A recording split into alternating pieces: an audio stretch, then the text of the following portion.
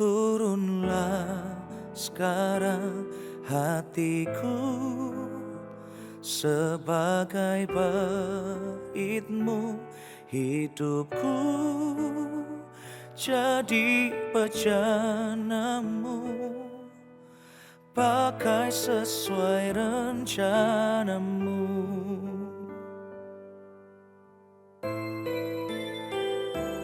Rinduku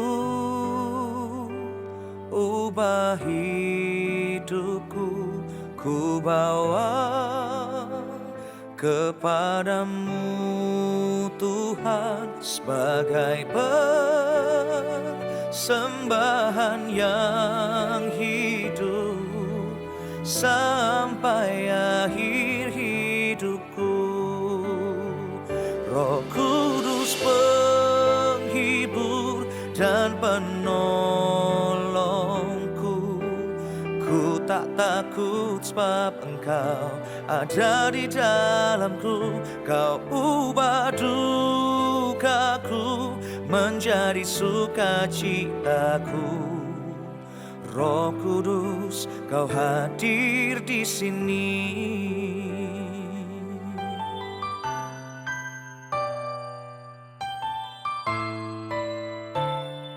Rinduku ubah hidupku, ku bawa kepadamu Tuhan, sebagai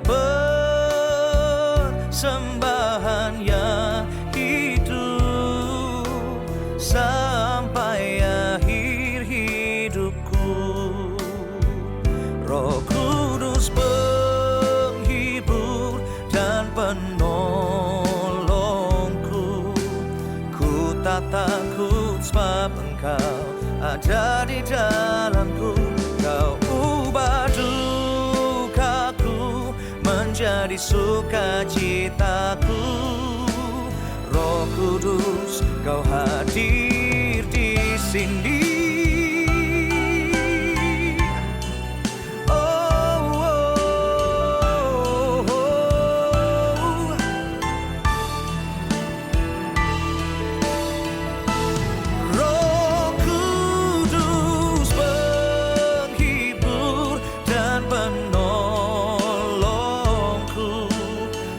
Tak takut sebab Engkau ada di dalamku. Kau ubah dukaku menjadi sukacitaku. Roh Kudus, Kau hadir di sini. Roh Kudus, Kau hadir di sini.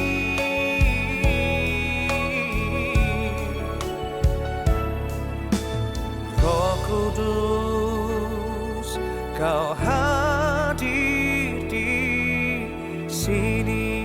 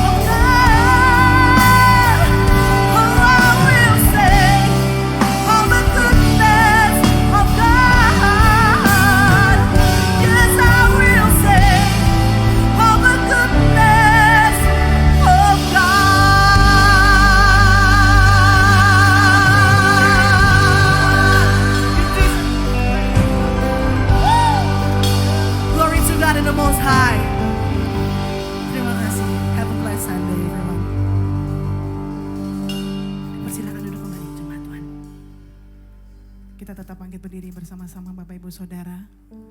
All my life you have been faithful. All my life you have been so good. With every breath that I am able, I will sing of the goodness of God. I will sing of the goodness of God. Oh, I will sing of the goodness of God. haleluya, glory, haleluya. Terima kasih Tuhan Yesus buat pagi hari ini Tuhan. Kami boleh berkata Engkau Yesus baik, tidak ada yang sebaik Engkau Tuhan. Tapi kerap kali juga Tuhan Kau izinkan Kau bawa kami dalam lembah kekelaman. Untuk kami bisa membuktikan kebaikan-Mu Tuhan. Engkau isi lagi setiap hidup kami dengan setiap kebenaran firman-Mu. Engkau tahu hidup kami sekarang ini sangat-sangat sulit Tuhan. Tapi kami tahu juga Tuhan setiap kesulitan hidup kami. Mata-Mu tetap memandang setiap hidup kami. Tangan-Mu tidak pernah Engkau lepaskan dalam setiap tangan kami. Tapi kerap kali Tuhan kami yang melepaskan tangan kami kepadamu. Oleh sebab itu ya Bapa, mari biar pagi hari ini Tuhan. Kuasai setiap pikiran kami. Kuasai setiap hati kami Tuhan. Supaya ketika firman itu kami dengar. Firman itu akan merubah paradigma kami. Firman itu akan merubah setiap cara pandang kami Tuhan. Dan firman itu akan menetap dalam setiap hati kami. Dan supaya ketika kami kemanapun kami pergi dan berada, setiap orang di sekeliling hidup kami akan menikmati firman itu. Berbicaralah kepada kami Tuhan, kami tidak fokus kepada masalah dan persoalan kami. Tapi kami hanya fokus kepada setiap kebenaran firman-Mu. Di dalam nama Tuhan Yesus Kristus, kami siap untuk mendengarkan firman-Mu Tuhan. Haleluya. Amin. Silakan duduk saudara, puji Tuhan, shalom. Hari ini Tuhan bawa hidup saudara dan saya, kita sedang memasuki atau akan mengakhiri tahun 2022 ini. Kita akan masuk tahun 2023, ada banyak prediksi-prediksi, ada banyak pandangan-pandangan daripada para pakar-pakar yang kemudian berkata, tahun 2023 akan lebih kelam dari tahun 2022. Nah, sekarang apa yang menjadi sikap hidup saudara dan saya? Apakah kemudian kita mulai dikuasai oleh namanya ketakutan, kekhawatiran untuk memasuki tahun 2023? Nah, sepanjang tahun 2022 ini yang saya sikapi dengan sikap yang luar biasa, bahwa kemudian sepanjang tahun ini Tuhan bicara kepada gereja ini, Tuhan tanamkan kepada setiap jemaat yang ada di gereja base, yaitu bicara tentang faith, bicara tentang iman. Nah ternyata dengan iman ini saudara, ini Tuhan mau bawa supaya saudara dan saya masuk tahun 2023, iman yang sudah dibentuk selama tahun 2022 ini, kita akan masuk di dalam pertempuran di tahun 2023. Nah oleh sebab itu saya coba bawa di ibadah yang pertama ini yaitu menyikapi masalah dengan iman yang benar. Berarti mungkin saudara berkata ada iman yang salah. Ya ada iman yang salah. Iman yang salah itu seperti apa? Yesus pernah mengungkapkan di dalam Matius 7, 21-23 gak usah buka. Yesus pernah berbicara ketika dia mengungkapkan bahwa di saat-saat terakhir, ini adalah kita masa-masa terakhir. Bahwa ada orang yang berseru panggil nama Tuhan, berarti dia beriman. Dan lebih hebat lagi, orang ini bisa bernubuat, bisa mujizat. Nah mungkin Bapak Ibu Saudara ngomong ini kelas Pak Roy bukan kelas kita, bukan kelas jemaat. Bisa ngusir setan. Gak ada saudara jemaat usir setan. Yang suka usir setan itu pendeta. Yang datangkan setan jemaat. Makanya kita kejar-kejaran. Kayak Ghostbuster. Ya kan? Apa jemaat undang setan, panggil pendeta usir setan. Memang setan jadi bulan-bulanan saudara. Dan sampai hari ini yang saya heran, kita suka menyalahkan sama setan. Setan itu gak perlu disalahkan, karena memang dia tukang bikin salah. Nah, apa yang menjadi sikap kita?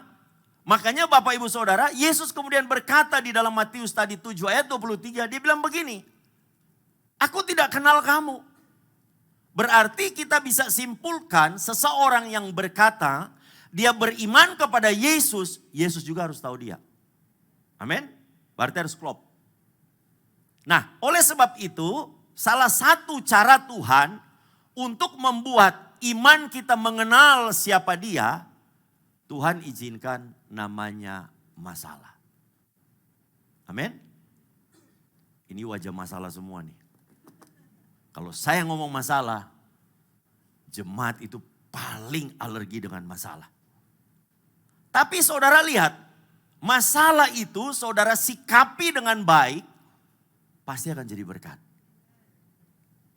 Saya selalu kasih contoh gampang saudara, durian. Begitu sebut kata durian, baunya langsung terasa di sini. Sugesti. Saudara, kalau durian itu saudara, waktu saudara mau nikmati durian itu, saudara harus membelahnya dengan baik. Kalau enggak masalah. Masalahnya di mana? Bisa kena durinya. Makanya saudara harus tahu. Cari tahu dia punya letak ini, oh ini ruang-ruangnya ini buka, oh baru bisa buka. Sama, masalah pun sama. Dan setiap orang yang ada di muka bumi ini tidak ada yang tidak akan mendapat masalah. Pasti ada masalah. Kalau saudara ngomong begini, Pak Roy, doakan dong aku gak ada masalah. Saya akan doakan Anda go to Kembang Kuning. Di Kembang Kuning gak ada masalah. Gunung Gangsir gak ada masalah.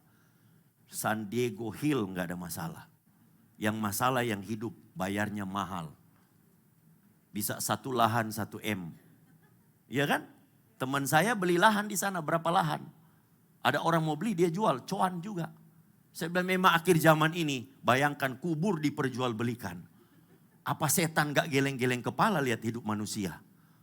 Memang manusia ini hebat saudara. Cari tempat yang hong shui-nya bagus. Saudara bisa pilih daripada uang simpan di bank itu bunganya kecil, mendingan investasi di San Diego Hill. Akhirnya 1 tahun bisa cuan 1 miliar. Saya gak ajarkan saudara untuk seperti itu. Semua itu ada jalannya Tuhan. Nah kita lihat dulu saudara. Berarti masalah itu harus kita sikapi dengan benar. Nah Matius 11 ayat 28, Yesus care dengan hidup saudara dan saya. Ingat, Yesus perhatikan dengan hidup saudara dan saya. Dia tahu masalah kita. Saudara gak perlu teriak-teriak, Tuhan ada masalah, Tuhan ada persoalan. Tuhan bilang, iya aku tahu kok. Makanya Matius 11 ayat 28 kita lihat sampai 29, dia berkata begini. Yesus bilang begini, marilah kepadaku semua yang letih, lesu dan berbeban berat. Jadi Anda yang punya masalah, Anda yang punya persoalan, Yesus bilang, come to me. Aku akan memberi kelegaan kepadamu. Artinya saudara datang bawa masalah saudara. Tapi kemudian sesuatu yang aneh bagi saya ayat 29. Waktu Yesus bilang dia angkat itu beban, ayat 29 kok dia kasih beban.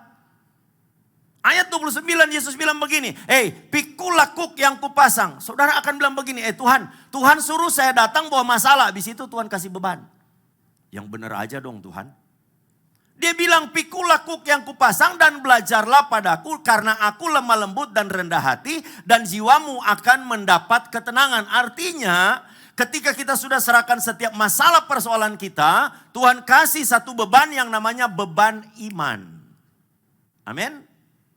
Beban iman itu apa? Saudara dan saya sedang menunjukkan manusia Kristus di dunia ini. Bukan cuma atribut. Banyak orang saya lihat pakai atribut, pakai salib saudara. Tapi hidupnya banyak gak benar. Ada tato salib lagi. Lambang gereja ditato. Saya lihat ada seperti itu. Bukan atribut itu saudara. Tapi manusia iman kita ini yang kita sedang tunjukkan. Nah kemudian kalau kita lihat kemudian pola kerja daripada Allah untuk kemudian menunjukkan siapa manusia iman kita, saudara kembali lagi ke masalah ini. Berputar-putar hidup kita pasti ada masalah. Dan saya ingin bawa hidup saudara dan saya, pandangan kita, paradigma kita jangan pernah alergi dengan masalah. Kita jangan kemudian kita fight dengan masalah. Jangan kita pernah benci dengan masalah. Karena masalah itu sedang Tuhan mau upgrade melalui masalah. Jadi yang pertama saya mau bicara bahwa selama hidup saudara dan saya masalah itu pasti ada. Nah kemudian saudara bilang begini. Berarti orang beriman ada masalah dong? Ada. Nah kita bongkar sedikit ya di perjanjian lama kisah Ayub. Ini kisah Ayub menarik sekali. Kalau saudara baca kisah Ayub, saudara harus baca dari pasal 1 sampai pasal 42. Ini bicara tentang perjalanan hidup orang beriman. Ayub ini hebat saudara. Dikatakan Ayub ini orang kaya. Ayub ini kekayaannya melimpah ruah. Tapi kemudian apa yang terjadi kita lihat Ayub 1 Ayub pasal 1 ayat 7 sampai ayat 8. Kita lihat saudara. Ayub 1 pasal 7 berkata begini, maka bertanyalah Tuhan kepada iblis. Jadi kalau saudara baca dari ayat pertama, itu menceritakan Ayub itu kaya raya. Hartanya banyak, anaknya ada 10, 7 laki-laki, 3 perempuan. Dia orang paling kaya. Dan kemudian dikatakan Ayub ini orang beriman, orang suci, orang saleh. Tanda-tanda orang beriman itu suci dan saleh. Jadi tidak bisa kita lihat orang beriman hari ini di gereja. Kalau di gereja ini semua kelihatan suci. Kelihatan kudus, kalau di luar baru kelihatan mana kudisnya, mana kudusnya. Nah kemudian dia bilang begini, waktu Tuhan bertanya, maka bertanyalah Tuhan kepada iblis. Jadi Allah itu ngomong sama iblis, dari mana engkau? Lalu jawab iblis kepada Tuhan, dari perjalanan mengelilingi dan menjelajah bumi. Tapi saudara gak usah takut, hari ini iblis sudah gak masuk lagi, gak bisa datang lagi kepada Allah, sudah selesai. Karena saudara kalau baca ini nanti, waduh jangan-jangan nanti iblis datang. Aduh ini ada jemaat best Allah bagaimana dia begini-begini. Enggak seperti itu. Ayat yang ke-8 saudara lihat. Ada pujian dari Allah. Allah tidak memuji kekayaan daripada Ayub. Dia bilang begini. Lalu bertanyalah Tuhan kepada iblis. Apakah engkau memperhatikan hambaku Ayub? Allah mulai korek hidup daripada Ayub. Padahal Ayub ini orang benar loh. Dia bilang sebab tiada seorang pun di bumi seperti dia. Dia gak bilang begini, Allah gak ngomong begini. Sebab tidak ada orang kaya seperti Ayub di muka bumi ini. Saudara hari ini kita kaya, Tuhan tidak pernah memuji kekayaan kita. Karena kekayaan datangnya dari Tuhan. Tuhan tidak pernah memuji hari ini saudara kita sebagai hamba Tuhan. Bisa doakan orang, tumpang tangan orang, orang sembuh. Tuhan tidak pernah memuji. Karena itu datangnya dari Tuhan. Tapi apa yang menjadi pujian dari Allah? Dia bilang sebab tiada seorang pun di bumi seperti dia. Yang demikian saleh dan jujur, yang takut akan Allah dan menjauhi kejahatan. Tuhan puji kalau hari ini saudara dan saya, kita hari ini melakukan yang namanya satu perbuatan baik dalam hidup kita. Itu bagian kita, bukan bagian Tuhan. Bagian Tuhan itu apa? Memberkati. Bagian Tuhan itu menyehatkan kita. Bagian Tuhan itu mendatangkan sukacita dalam hidup saudara dan saya. Tapi bagian saudara dan saya ketika kita berkorban, kita sangkal diri pikul salib, itulah yang menjadi pujian daripada Tuhan. Tuhan puji Ayub seperti itu. Kemudian setan bilang begini, itu karena ada pagar dari kamu loh. Tuhan bilang begini, silakan habiskan dia. Bayangkan saudara. Jadi saya mau kasih tahu begini saudara. Saudara orang beriman tidak mungkin gak ada masalah. Sampai akhirnya yang terjadi seluruh harta Ayub habis, seluruh anak-anaknya mati. Tapi apa respon daripada Ayub? Aku datang dengan telanjang, aku keluar dengan telanjang. Tidak ada pernah sekalipun komplain mulutnya sama Tuhan. Kita hari ini baru aja masalah, baru aja pandemi, baru aja toko kita mungkin bangkrut. Kita mulai bilang, enggak ada Tuhan-Tuhanan lagi deh.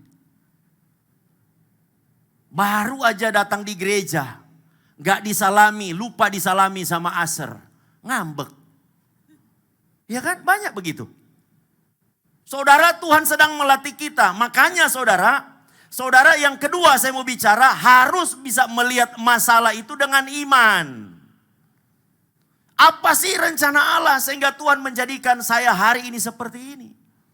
Sama tadi kan kesaksian daripada Regina Ivanova, bukan Avanza. 7 kali. Tadi saya dengar, saya bilang, waduh luar biasa nih. Ini persis dia sedang mengelilingi tembok Yeriko yang namanya Indonesian Idol. 6 hari dia berputar, hari ke-7 dia robohkan semua. Dan dia catat prestasi yang luar biasa. Saudara, saya mau kasih tahu hari ini Tuhan buat saudara dan saya menjadi orang Kristen, bukan orang Kristen yang lembek. Makanya Tuhan izinkan ada masalah demi masalah, persoalan demi persoalan.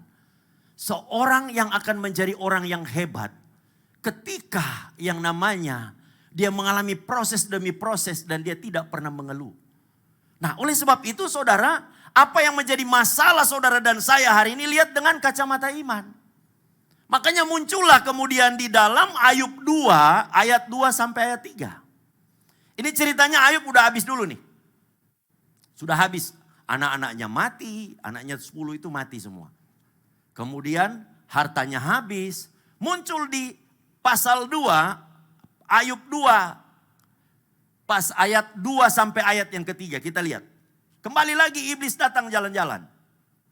Maka bertanyalah Tuhan kepada iblis, dari mana engkau? Ini yang kedua saudara. Yang pertama udah selesai. Lalu jawab iblis kepada Tuhan, dari perjalanan mengelilingi dan menjelajah bumi.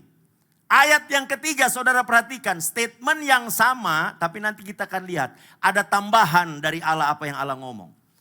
Yang ketiga dia bilang begini, firman Tuhan kepada iblis, apakah engkau memperhatikan hamba-Ku Ayub? Sama kan di yang pertama. Iblis, kamu lihat gak hamba-Ku Ayub? Sebab tiada seorang pun di bumi seperti dia yang demikian saleh dan jujur. Yang takut akan Allah dan menjauhi kejahatan. Itu sama. Kemudian ditambah dengan satu kalimat ini. Ia tetap tekun dalam kesalehannya. Karena sudah proses habis nih. Yang pertama kan sudah hancur. Sudah habis. Hartanya habis, anak-anaknya habis. Kemudian bilang ia tetap tekun dalam kesalehannya. Karena Allah atau Bapa di surga tidak pernah menjumpai ada satu kata umpatan daripada Ayub untuk kemudian mencela sama Tuhan. Makanya dia bilang begini. Ia tetap tekun dalam kesalehannya meskipun engkau telah membujuk aku melawan dia untuk mencelakakannya tanpa alasan. Saudara lihat. Fase yang kedua dia masuk. Ayub lihat masalah yang pertama yang muncul itu. Kemudian dia lihat dengan kacamata iman bahwa memang Tuhan izinkan itu terjadi. Tapi dia tahu bahwa Tuhan tidak akan pernah merancangkan sesuatu yang jahat dalam hidup dia. Kita perlu menjadi Ayub-Ayub di akhir zaman ini saudara. Amin. Tapi kemudian apa yang terjadi? Kita loncat ke ayat yang ke-9. Saudara lihat. Ayat 9. Apa yang dikatakan? Maka berkatalah istrinya. Problem sekarang ada di istri. Maka berkatalah istrinya kepada Ayub. Masih bertekunkah engkau ke dalam kesalehanmu?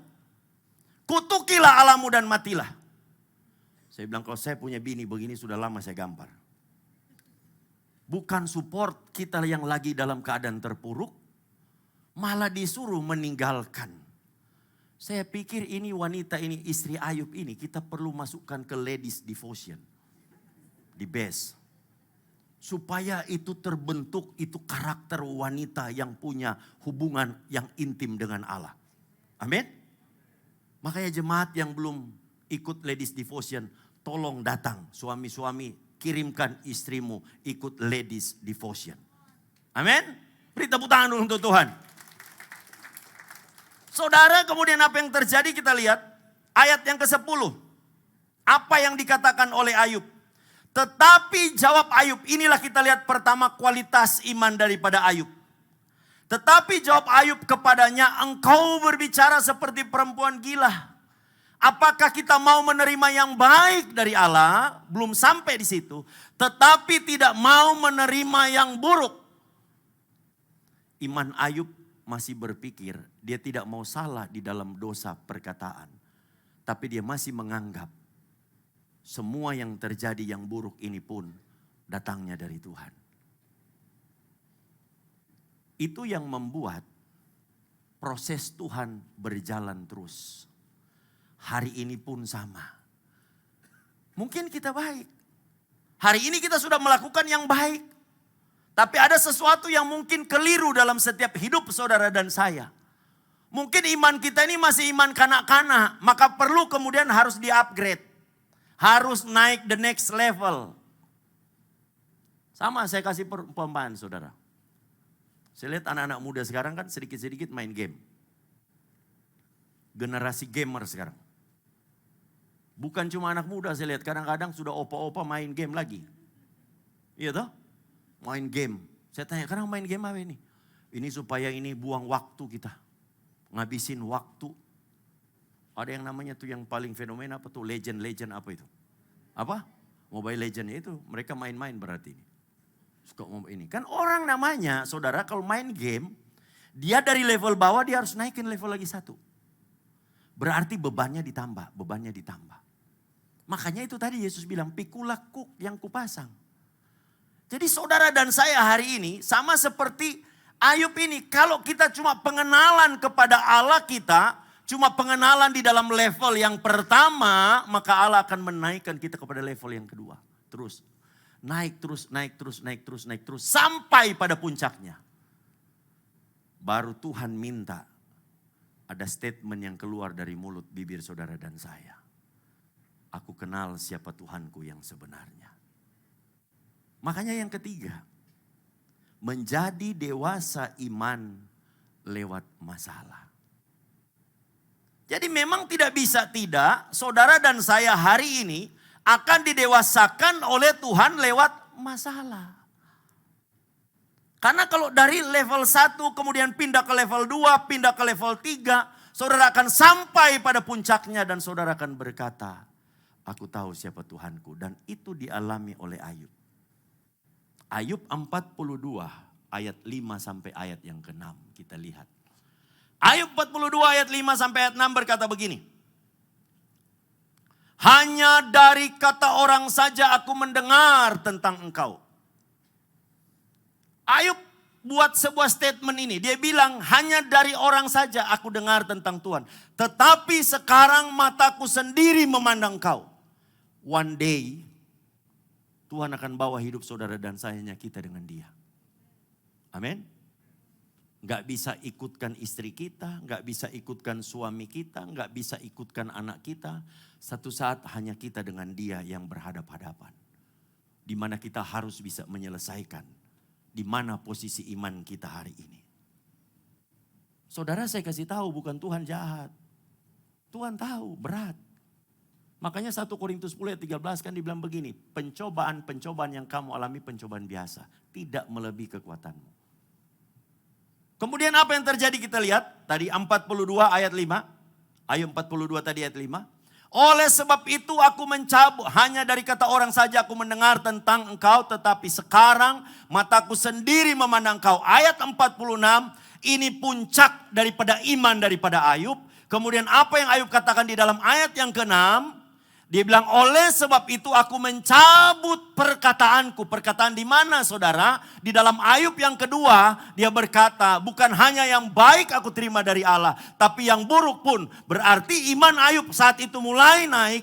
Dia tahu bahwa pencobaan itu tidak datangnya dari Allah. Tapi datangnya dari setan. Oleh sebab itu dia katakan, oleh sebab itu aku mencabut perkataanku dan dengan menyesal aku duduk dalam debu dan abu. Ketika Ayub punya sikap seperti ini, pemulihan terjadi dalam hidup Ayub. Ayub menjadi orang yang diberkati luar biasa. Hari ini Tuhan bukan tidak kasihan dengan hidup saudara dan saya. Tapi dia harus membiarkan ini semua terjadi. Supaya otot-otot rohani kita, manusia rohani kita semakin kuat di dalam Tuhan. Amin. Jadi saudara, bapak, ibu, saudara, saya mau katakan pada pagi hari ini. Jangan pernah berdoa minta sama Tuhan. Untuk saudara itu tidak didatangkan masalah. Karena Ayub ini aja orang baik. Pasti ada masalah, pasti ada persoalan. Makanya iman kita hari ini kalau cuma iman yang kanak-kanak, saudara, Yesus datang pada kali yang kedua, kita nggak bisa alami pengangkatan. Saya ngomong kepada jemaat di Manado. Orang Manado kan mayoritas Kristen.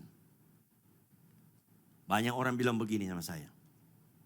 Pak Roy, saya heran loh, orang Manado itu kenapa konsumtif? Suka belanja. Saya bilang karena ya itu, mayoritas Kristen. Kesusahan hari ini cukup hari ini, besok nanti. Ada hari ini, habisin hari ini saudara. Jadi saudara, saya itu nggak tersinggung. Karena saya lihat banyak sekarang kan orang beriman kepada Yesus tapi suka tersinggung. Saudara kalau jadi suka tersinggung, saudara nggak akan berhasil. Jadi saya bilang begini, ini orang Manado memang seperti itu. Terus dia bilang hati-hati loh sales kalau ke Manado. Itu bisa kecantol di sana. Karena banyak Manado cantik-cantik. Saya bilang memang orang Manado cantik-cantik. Laki-lakinya ganteng-ganteng seperti saya. Tapi saya kasih tahu sama orang Manado. Saya bilang kalau hidup keagamaanmu hari ini cuma agamawi, gak akan pernah bisa berjumpa dengan Tuhan. Kita tidak akan pernah bisa melihat Tuhan. Kita tidak akan pernah bisa mengalami Tuhan. Hari ini saudara. Memang Tuhan sepertinya sedih lihat kita sedang pergumulan. Tapi saudara dan saya sedang dilatih sama Tuhan. Saya kalau dengar lagu tadi itu, apa ini goodness of God ya. Rasanya kita itu air mata itu nggak mau berhenti. Saya bukan antipati dengan lagu-lagu yang melankolis. Karena saya bukan tipe melankolis. Saya tipe fighter. Banyak saya lihat begini, mohon maaf. Banyak orang Kristen terjebak di dalam melankolis itu. Sehingga akhirnya apa? Maunya dengar lagu-lagu begitu terus. Tidak mau lagu sesuatu yang sepertinya menggoncangkan iman kita. Saya titip pesan sama Regina. Kasih lagu yang memang orang kalau dengar itu, memang kayak kuda pacu. Karena apa saudara? Akhir zaman ini kalau saudara masih terjebak di dalam melodi-melodi seperti itu hidupmu. Saudara akan tidak pernah mengalami Tuhan dalam hidupmu. Karena next ke depan hidup ini tambah hari tambah sulit. Semua prediksi saudara berkata. Tapi kalau iman kita hari ini iman yang sungguh-sungguh dengan Tuhan. Iman yang kokoh dengan Tuhan saya percaya. Kita akan melewati hari demi hari. Saudara pulang dari tempat ini. Masalah sudah tunggu di depan pintu. Saudara ambil masalah itu bawa pulang. Libatkan Tuhan dalam setiap masalahmu. Maka Tuhan akan rubah jadi berkat. Mari kita bangkit berdiri. Glory haleluya. Tuhan Yesus terima kasih untuk setiap kebenaran-Mu. Tuhan kami tahu kami sadar bahwa ketika kami sedang susah payah di dunia ini. Engkau juga sedang melihat hidup kami Tuhan. Engkau juga memang memperhatikan hidup kami. Tapi Engkau memang membiarkan Tuhan. Karena Engkau sedang menjadikan iman kami dewasa. Bukan iman yang kanak-kanak. Kami sudah belajar tentang bagaimana seorang Ayub. Seorang Ayub yang berkenan di hadapan-Mu Tuhan. Tapi Engkau bawa hidupnya Tuhan. Engkau bawa hidup dia untuk membawa lebih pengenalan lagi kepadamu. Hari ini Tuhan kami akan paksa hidup kami. Kami akan press hidup kami Tuhan. Supaya kami akan berjalan terus bersama dengan Tuhan. Kami akan lewati masalah demi masalah. Lembah kekelaman kami akan alami Tuhan. Kami akan masuk di dalam lembah kekelaman itu. Karena kami tahu ada Engkau yang sedang menatap hidup kami. Roh yang Kau berikan kepada kami adalah roh yang menyala-nyala Tuhan.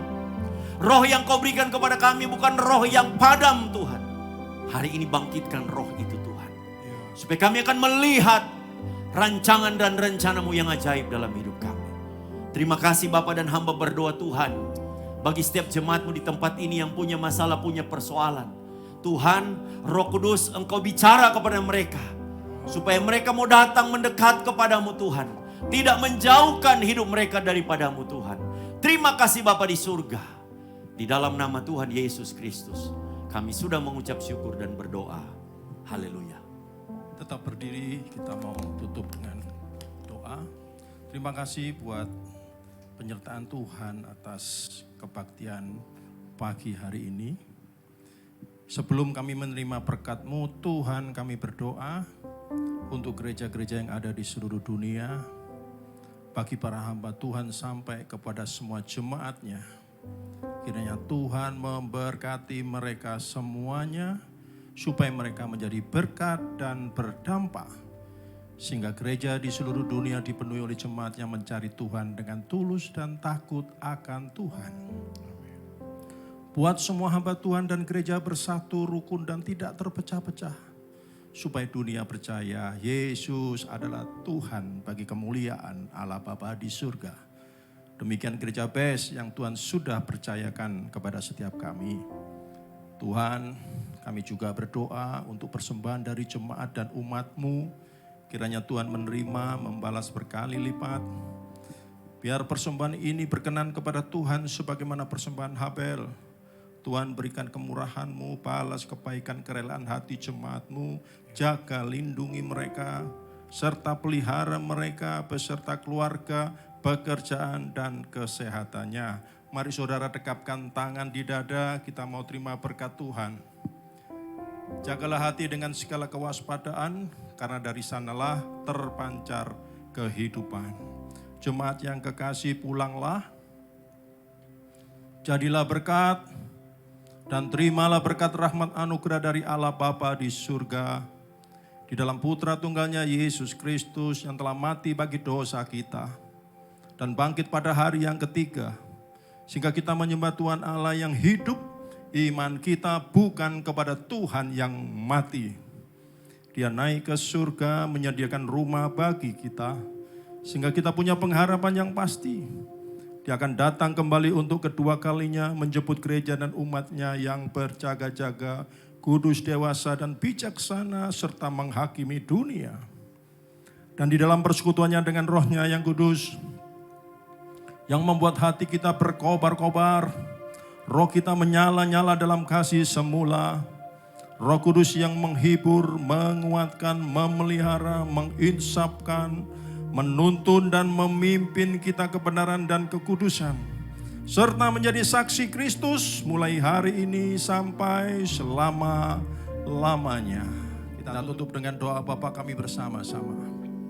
Bapa kami yang ada di dalam surga, dikuduskanlah nama-Mu, datanglah kerajaan-Mu, jadilah kehendak-Mu di bumi seperti di surga. Berikanlah kami pada hari ini makanan kami yang secukupnya.